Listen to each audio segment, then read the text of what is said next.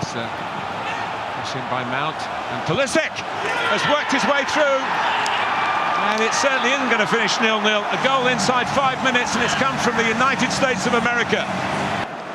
Here he goes, Aubameyang, and he fires it in, and Arsenal are level, and the signs have been there, Stuart. Drops the player in to go forward here. He's got Pepe outside him, and he's going on through the middle. Christensen stretches across, but only plays it to Pepe, who can keep going. Arsenal got an overload here. Aubameyang, can he find a way through? You bet he can. That is top class. And from 1-0 down, Aubameyang has personally turned it round. 2 in the semi-final, 2 in the final. It's Arsenal 2, Chelsea 1. On the bench, but not one of the substitutes that have been used. It's Arsenal's FA Cup. Again, it's Arteta's FA Cup. The rookie manager who only arrived in December, but brought with him a feel for the club. He's done a personal double as player and manager with the Gunners in this competition. They win for the 14th time, extending their own record and booking a place in next season's Europa League.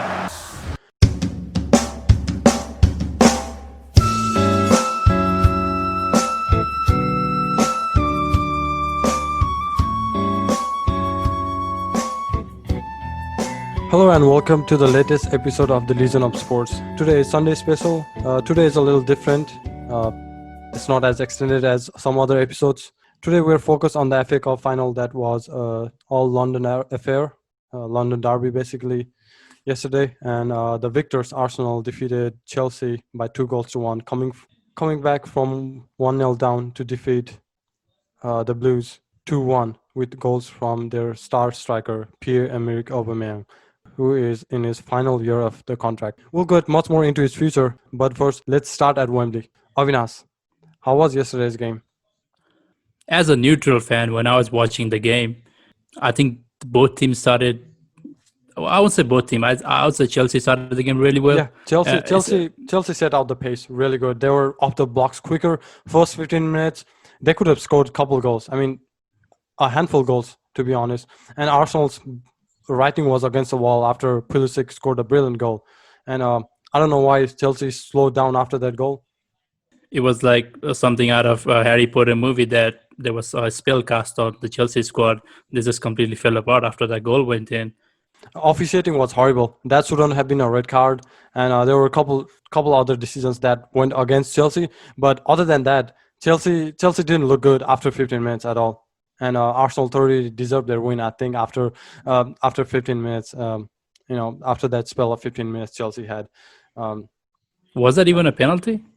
Penalty? I think it was a penalty. I mean, in slow motion, it looked like it wasn't. But listen, Aubameyang is such a quality striker. He had so much pace, and he was on the wrong side of Azpilicueta. I feel like it was a penalty. No, but I mean, I get it was a foul, but was it a penalty? Because I feel like you mean inside or outside? Yeah. It's highly doubtable. If Anthony Taylor had given a free kick first, then it would have been hard to overturn. So what pattern I've seen with VAR or refereeing these days is it's so hard to overturn the original decision.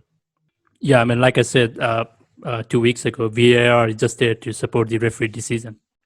It was a touch and go. But one thing, for the second yellow, I don't get why you cannot challenge or you cannot use VAR for a second yellow. I mean, it's just ridiculous. Forget the second yellow. I mean, even first foul that Kovacic had on Xhaka. I mean, it looked like a foul of Xhaka instead of Kovacic for me.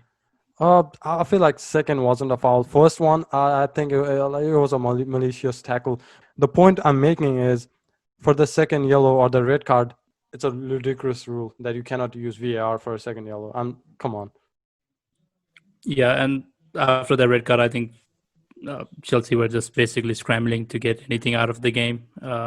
Arsenal did well to hang on. I was surprised how disciplined the defense was. Or maybe just the lack of injuries that Chelsea had. I mean, Pulisic, the one that he pulled out his hamstring, you could say he could have scored that goal if... Yep. I feel so too. Pulisic probably would have scored had he not pulled that hamstring. You could see the agony on his eyes while he was like trying to pull the trigger there. Listen, he was the standout player, Chelsea player in the first half. He had the pace going up front. Against Arsenal, player that has technical ability and trickery as well as pace always gets on Arsenal's nerves. And Giroud couldn't really contribute in the first half.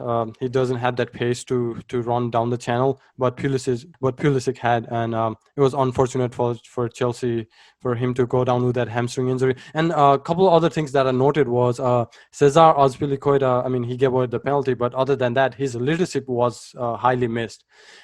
If you noticed, after he went, the defense didn't look convincing, or even the whole team didn't look convincing at all.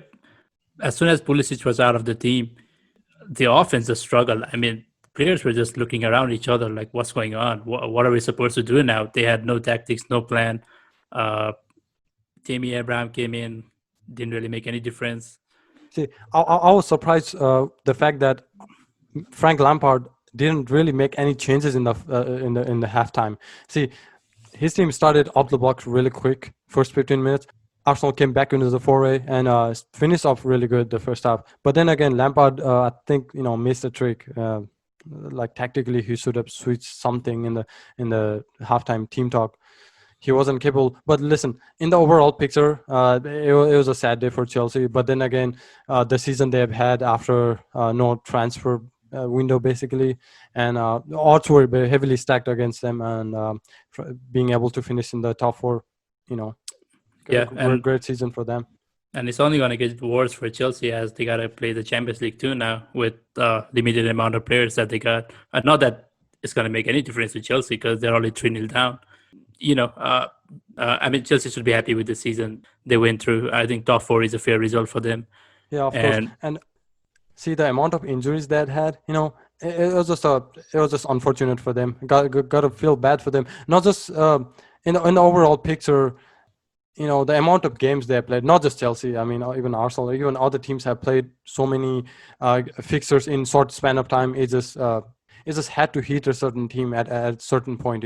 Like too many games in certain days, and especially with the heat and humidity. And also, I gotta give a kudos to Arteta as well. I think he really changed the mentality of the team. Halfway through the season, you looked at the team and you saw the defense. They were just uncoachable. I mean, so many errors, so many mistakes. I mean, since Arteta took over, I think the overall discipline has been pretty good.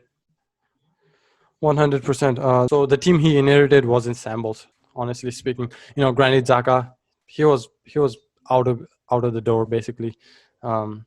With what Emery left, the leftovers of Emery, he had to take Arteta. It was such a tough ask, and given the time, a trophy just gets the pressure off his shoulders. Gets the monkey off the back. Now he can focus on getting better in the league. Arsenal was more like a cup team this season. They couldn't perform consistently well in the league, but now Arteta can look forward to the team, try to build from the back, trying to fix the holes or the loopholes he has in the team. That starts with their captain, Pierre Emerick Aubameyang, who is running into the last year of his contract. Do you think he's going to stay? He looked pretty happy yesterday, though. But again, I mean, this is the same conversation we had when Sanchez won the FA Cup. I mean, he looked pretty happy then. But as far as the history of Arsenal goes, not a single top striker or top player from the team have managed to sign a new contract. And I wouldn't blame Aubameyang if he decides to leave the club.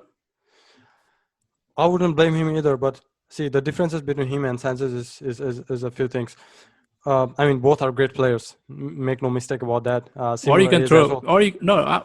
The only reason I said Sanchez was because the last time Arsenal won the FA Cup, Sanchez was the best player on the team. Yeah, of course. But you can throw in Van Persie, you can throw in Nasri, you can throw any of those legends. Absolutely. Adebayo, and all these guys. But key difference here is the difference in terms of that how the other players react to Aubameyang. You can see in the dressing room as well. And looking ahead for Arsenal and for Aubameyang, he's 31 years of age. He's scoring goals, and at this age he needs to play each and every game. If he goes to Barcelona or Real Madrid or even Bayern Munich, those are the handful of clubs that are the top tier clubs in the world. If he goes to those teams, he might not even. I mean, he will definitely get opportunities, but patience wouldn't be with those teams. So, captaining this side, and if Arteta can convince with the project he has for Aubameyang, he can convince and give him $500,000 a week. He totally deserved it. Those 2 goals against Manchester City, 2 goals in this final, big match player for sure. Yeah, but you can't just lure a player into giving them a $500,000 contract per week. I mean, Ozil is the highest paid player in Arsenal, but yeah, of course. Ozil. So Ozil epitomizes the failure Arsenal had. But I'm just saying, money is not a big issue. These guys get played by. I mean, these guys get paid a lot already. The weekly wage is not the problem here. I'm looking at the Arsenal board for the past decade. Yeah, of course. Make no mistake. They've made plenty of mistakes before, even with Sanchez, Van Persie, and then the list goes on. But what I'm trying to say is here, if they can hold on to Aubameyang and then start that project, the project rebuild with Arteta, that'll be a big and a strong start. But the problem with Arteta here is, look at other clubs. Chelsea buying Hakim Ziyech, Timo Werner, and trying to buy Kai Havertz. United trying to buy Jadon Sancho, and all these. They already have kept up their biggest players. But Arsenal, they're trying to keep their best player, not necessarily buy some other stars. That's the problem with Arsenal. If you can, get hold of your biggest stars and then improve the quality in the team, then you can improve. But look at Arsenal. I mean, they're trying to extend the contract of their best player, not necessarily trying to buy or improve the quality of the squad. That's where the problem lies. And if the Kroenkes can do something different than the last few years, then it will be better. Yeah, well, like the history of Arsenal says, they're not going to put any money in the transfer market. And again, the star players just wants to leave the club just because why should they settle for Europa League? Why not go to the bigger picture? That's always been the issue for Arsenal. Just not only trying to keep their best players, but also trying to invest into it, because Arsenal never had a problem of scoring like goals. I mean, the problem is the squad that they put out to compete. Exactly. I mean, I've mentioned this fact. I mean, as a team, you have to keep hold of your biggest stars and then try to sign players, or try to sign better players who can improve the quality of the team. But I mean, if Aubameyang leaves, it's just a disaster, and it's like one step forward with Arteta and a couple steps backward. So the domestic competitions are over. Now the focus shifts towards the European competitions, the UEFA Champions League and Europa League. That will start end of this week. Plenty of games or plenty of big games to look forward to. We'll get into much more details about it later, but before we end this quick, so let's look at the NBA restart, shall we, Avi? Yeah. I mean, did you watch today's game, Houston and Milwaukee? Oh, I missed that game. So how was the game? Yeah, Houston won, actually. Oh, did they?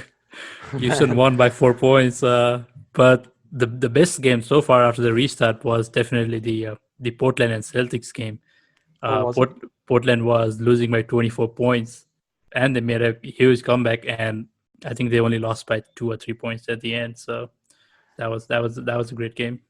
Yeah, I mean, the Clippers Lakers game, the second game, the restart was pretty good too. I mean, yeah, it could be a preview of the conference finals as well. And I've noticed a few things actually in this restart caught my attention. The quality is really good. Like the way these players play, they're playing this like a playoff game, not even a regular season game.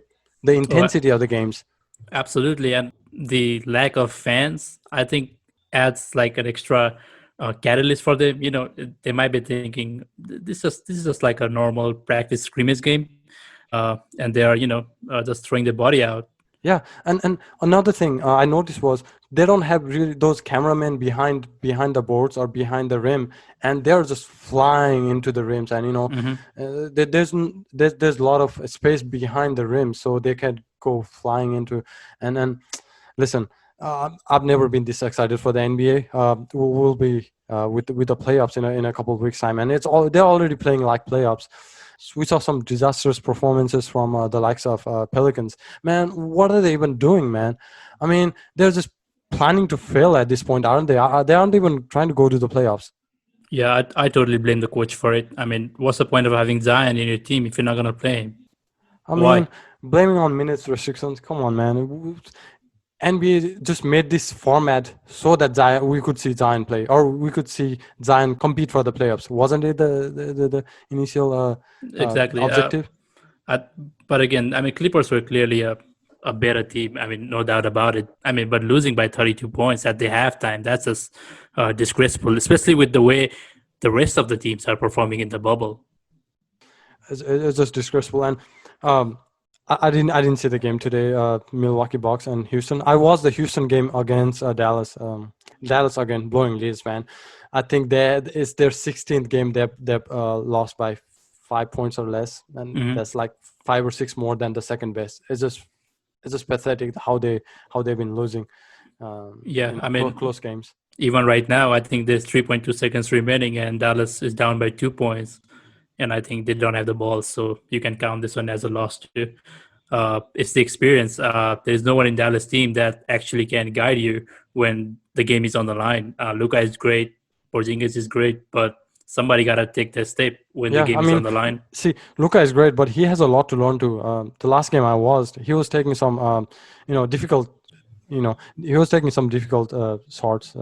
Not having Jalen Brunson as a backup point guard didn't help, but other than that, I noticed a few things that was really good. And Giannis Antetokounmpo, he looks like he's never been in the pandemic. Yeah, I think he lied about the fact that he told that he didn't have any hoops to practice. I mean, dude, you were clearly practicing, man. I mean, look at you. Yeah, he was just trying to get one over the other fellow competitors, so they could slack. How can you even defend him? Defending Giannis, you might have to bring Kawhi back, or I don't know, just put four guys in the circle and just trap him, or maybe force him to take a 3-point shot, because that's the area that he still needs to work on. I saw Markelle Fultz making a couple of 3-pointers today. Well, he was great this game. I think he had like 25 points. I think he found his confidence back. Yep. His shots looks better. His decision planning is better. And he's just playing like a number 1 draft pick. Yeah, he looks much more like the number 1 talent he was. Such low on confidence before with the Sixers. He had a broken shot. Man, confidence is so important in the game. Anything else to add, Avi, today? Sunday special? Any other sports you watched over the weekend? I was trying to watch some golf, but Rory again. What the hell, man? Yeah, I don't know, man. I don't know what's happened to him. I don't know what's happened to Jordan Spieth. All these like talented stars, But Aaron Judge, though, 5 home runs in 5 straight games. How about that? That guy's killing it. So that's all for today. Do follow us on Instagram at The Legion of Sports. Subscribe to us on our various podcasting platforms such as Spotify, Apple Podcast, Google Podcast. We're even on YouTube. You can search The Legion of Sports and you could find our podcast. We also have massive contents, memes, stories, views, reviews, polls, and everything on our IG platform. If you have any suggestions or any questions, do let us know. We'll try to get in the show. That's all for today. Thank you for listening. Goodbye. Nuggets, what the hell?